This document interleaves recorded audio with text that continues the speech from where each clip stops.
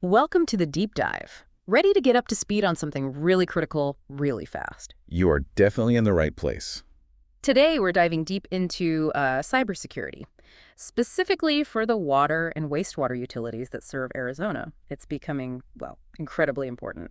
Yeah, absolutely. And we've got some great material to work with today, key bits from a presentation, and also a really interesting panel discussion. Both happened at a recent AZWARN event. So think of this as like the highlight reel, getting you the crucial insights without you having to sit through hours of talks. Exactly. We're extracting the most important stuff about protecting our water systems from cyber threats. Okay, so the original presentation, it kicked off setting the stage, right? Introducing AZ Water itself. That's the Arizona Water and Wastewater Agency Response Network, AZWARN for short. Their whole deal is emergency preparedness for the water sector. And it's kind of a big deal that the federal government has, relatively recently officially tagged water as critical infrastructure. It really is. Yeah. That changes the game in terms of focus and resources. They also mentioned the National WARN program and how AZWARN fits into that bigger picture. Right. So our mission today for this deep dive. Two main things, really. First, get a handle on the cyber threats, specifically targeting these water utilities, what they actually look like. Second. How are the utilities preparing? And what do they do when something actually happens? How do they respond? Okay, let's start with the threats then. The experts drew a pretty clear distinction, didn't they? They did. Between sort of the financially motivated attacks, your classic ransomware, locking files for money. Yeah, we hear about that a lot. But the bigger worry, especially for critical infrastructure like water, is what they call advanced persistent threats, APTs. These are often state-sponsored groups. And why are APTs so much more concerning here? Well, it's often not about a quick buck. They might get into a system and just sit there, gathering intelligence for the long haul, like digital spies. Oh, okay, that's unsettling. It gets worse. Because that access, that intel, could potentially be used to support kinetic attacks. Kinetic meaning physical, like real-world damage. Exactly, physical attacks. It's a chilling possibility. And they gave examples, right, of state activity. Yeah, they mentioned activities linked to Iran, China, and specific attacks that have already happened against Ukrainian utilities. So this isn't just theory. Wow, and it's happening here too, or threats targeting the U.S. Definitely. They pointed to an early 2025 report from the AD&I Office of the Director of National Intelligence. It specifically called out cyber threats hitting water and wastewater systems right here in the U.S. Texas and New Jersey were mentioned. So connecting the dots, what's the bigger picture here? The experts talked about the operationalization of cyber capabilities. Basically, countries aren't just dabbling anymore. They're actively building cyber attacks into their military strategies. So, cyber is becoming another weapon in the arsenal alongside traditional military options. Pretty much. They're planning how to use cyber, maybe in coordination with physical attacks, or maybe just to disrupt things. And that makes critical infrastructure, like our water systems, a prime target. Absolutely. If you want to destabilize a region or a country, messing with their water supply, that's a powerful way to do it. It seems like this is getting serious attention. They mentioned a letter. Yeah, a joint letter in 2024. EPA and Congress writing to state governors, basically sounding the alarm about cyber vulnerabilities in the water sector. And that letter actually spurred some action. It did. We learned AZWARN conducted a tabletop exercise, basically a simulated emergency, partly in response to that, to practice how they'd handle a major cyber incident. Okay, give us a concrete example of a successful attack they discussed. Right. They brought up a 2023 incident. Russian actors got into Unitronics control systems used by some water utilities. How'd they get in? Sophisticated stuff. That's the scary part. It wasn't sophisticated at all. They exploited generic default passwords, basic security hygiene that was overlooked. Wow. Just default passwords. That's embarrassing almost. It's a huge vulnerability, especially because these operational technology or OT systems sometimes don't get the same strict password rules as, say, the office computers. Creates an easy way in.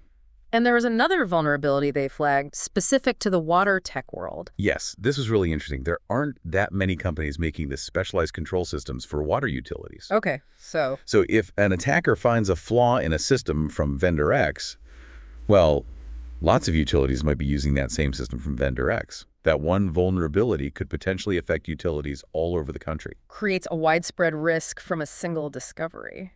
Ouch. Exactly. All right, so that's a threat landscape. Okay. Pretty sobering. How is Arizona organizing to actually respond? Let's talk AZWARN again. Okay, AZWARN. Key thing to remember. It's not just for cyber attacks. It's an all-hazards network, meaning these water and wastewater utilities across Arizona have agreed to help each other out in any kind of emergency. Natural disaster, big equipment failure, cyber incident, whatever. It's a mutual aid agreement. And they emphasized AZWARN itself doesn't own a bunch of backup pumps or anything. Right. No central warehouse. Their power is their network. They know who has the needed equipment or the skilled people or the spare parts. They connect the utility in need with one that can help. So it fits into the broader emergency structure how? Well, typically an incident starts local. The utility handles it. If it gets bigger, maybe regional or state agencies get involved. Oh. AZWARN acts as that crucial peer-to-peer support layer within the state's water sector, especially as state or federal folks like FEMA ramp up for major events. Makes sense. How many utilities are actually part of this network now? The number mentioned was 44 utility members. Okay, 44. How significant is that in Arizona? It sounds maybe small, but because many of the big municipal water providers are members, those 44 utilities actually serve something like 75% of the state's population that gets water from public systems. Ah, okay. So it covers the vast majority of people, even if not every single small utility is in yet. Correct. And they are definitely trying to get more members, bring more utilities into the fold. If a utility wants to join, what's the process? Sounds like it needs official approval. Yeah, pretty straightforward it seems. The utility's governing body could be a city council for a municipal utility, or a board for a private one needs to formally approve and sign the mutual aid agreement. And that agreement is the key piece. It's the foundation. It sets the terms before an emergency hits, so you're not trying to negotiate help in the middle of a crisis. Right. And if a member utility does need help, say their system gets hit by ransomware, how do they activate AZWARN? They reach out through the established AZWARN channels. They specify what they need. Maybe operators familiar with a certain system, maybe a specific type of pump, maybe even just some hard-to-find parts. And AZWARN plays matchmaker. Essentially, yes. They put the call out to the network, find a member utility that has the resources and the capacity to help without, compromising their own essential services. Got it. They also mention associate members. What's that about? That's for entities that aren't water utilities themselves, but want to support the mission. Think big industrial water users like Freeport-McMoran was mentioned, or specialized labs like AGQ. So they can offer resources or expertise, even if they don't run a water system. Exactly. They don't get voting rights, but their participation can still be really valuable during response. Okay, let's pivot now to what happens inside a utility when a cyber incident hits. The panel used a scenario, right? Yeah, a very common one. Ransomware. Kicks off because an employee clicks a bad link in an email. Happens all the time. Okay, employee clicks, screen goes weird. What's the very first thing they should do, according to the experts? Who do they call? Inside first. Supervisor, IT department, risk manager within the utility or local government. So not 9/11, not the FBI immediately. Definitely not immediately. The initial priority is internal communication. Figure out what's happening, confirm it's actually a real threat and not, a false alarm or a minor glitch.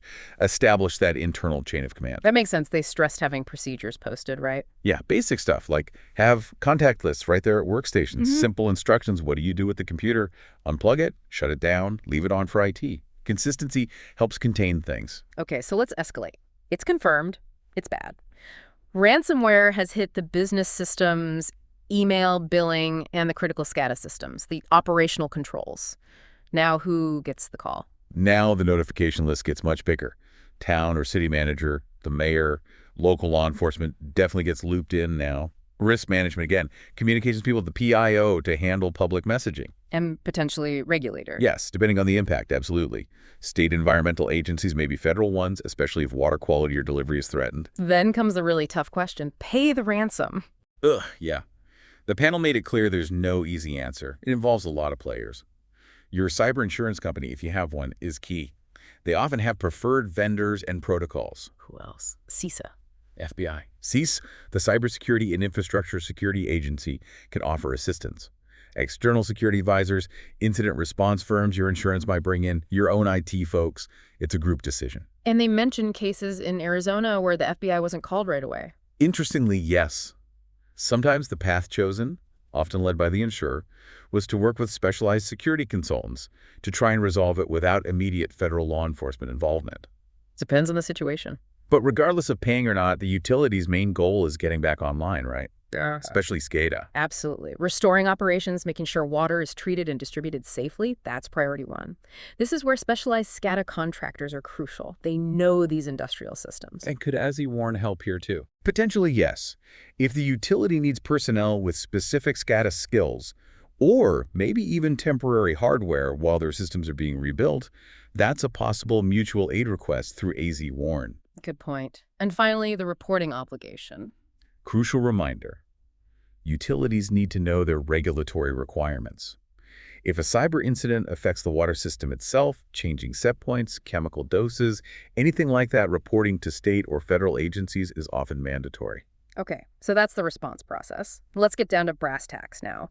What practical security measures are utilities actually implementing? We heard from different sized utilities. Yeah, that was useful. Scottsdale Water Utility, a large utility. Global Water Resources, medium-sized, publicly traded. And CUNY Water Company described as small to medium, private. Let's start with Scottsdale. What was their big focus? They lean heavily on the SAN-Size 5 critical controls framework. It's a respected set of best practices specifically for OT, for operational technology security. But what did they say was step zero? The absolute first thing. Incident response plan. Have one. Know it. Practice it. That was their #1 message before even diving deep into specific controls. So don't just write a plan and stick it on a shelf. Exactly. Set clear goals for the plan. Understand what you could afford to lose, including compliance data from SCADA, and practice it. Run drills. Scottsdale has dedicated cyber staff and manages a lot of field devices, PLCs, and RTUs. Okay, what about global water resources? Different perspective from a medium player. Yeah, they were very upfront about the budget challenges smaller utilities face. Their approach starts with fundamentals.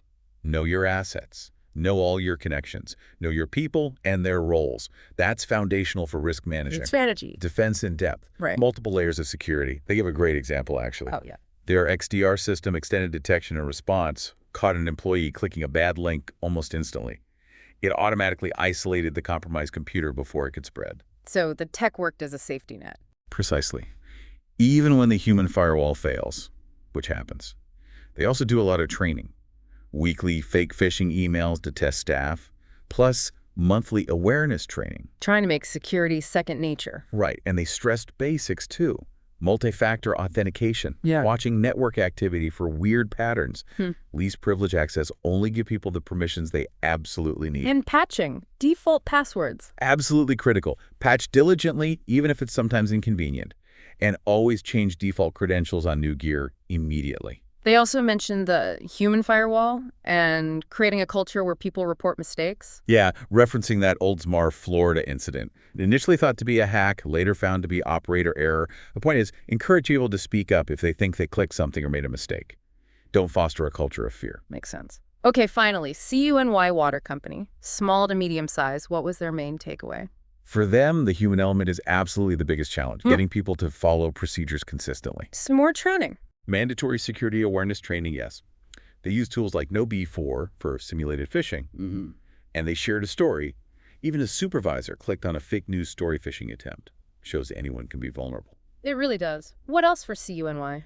They talked about the struggle to enforce multi-factor authentication everywhere and just getting people away from bad password habits, strengthening network security, working with outside security providers. Those were priorities. Did they have direct experience with an attack? They did. They mentioned a past ransomware attack and the cost 2 bitcoins, they said. Oof. That personal experience probably drives home the importance of Backups, but more than just having backups, verifying that they actually work. Regularly testing restores, and understanding how long data lasts on different media. Tapes degrade, hard drives fail. You have to check. They had a personal analogy for verification too, didn't they? Yeah. A family secret word to verify someone's identity over the phone. A simple concept, but highlights the need for robust verification and security. Don't just assume, verify. Good stuff. The panel hit a few other related points too, right? Legal involvement. Consensus was get legal involved early, even in the planning phase, especially for crafting the communication part of the incident response plan. And during an actual incident? Level of involvement depends. Public versus private utility. Publicly traded with reporting rules. Cyber insurance also dictates a lot of the legal engagement during a response. What about EPA cybersecurity reviews? Sounds like there was some hesitation there. Definitely some caution. Because the EPA is a regulator, there's concern about audits turning into enforcement actions. The advice was, get your house in order first. Use third-party scanners, maybe CIS's free services, before an EPA review. Someone shared a bad experience. Yeah, mentioned a mandatory unannounced EPA audit of private utilities that didn't go smoothly, so there's some sensitivity there. Okay, last point from the panel. Physical security, how does that connect? Critically important. The point was, physical access is root access. If someone can walk up and plug into your equipment, your cyber defenses might be bypassed, especially for OT systems not connected to the internet. So locks, fences, cameras, they're part of cybersecurity too. Absolutely, they augment it. But again, the human element is still key insider threats or someone being phished to grant physical access. They also mentioned tools like Dragos for monitoring OT networks, looking for new devices or strange traffic. All right, so wrapping this deep dive up, what are the big takeaways? Well, first, threats are getting more sophisticated, and state actors are a real concern for critical infrastructure like water. It's not just theory anymore. And organizations like AZWARN are vital for that collaborative response and preparedness. Definitely. And cybersecurity itself is layered. It's tech, yes, but it's also hugely about people, the human firewall and process, like having that practiced incident response plan.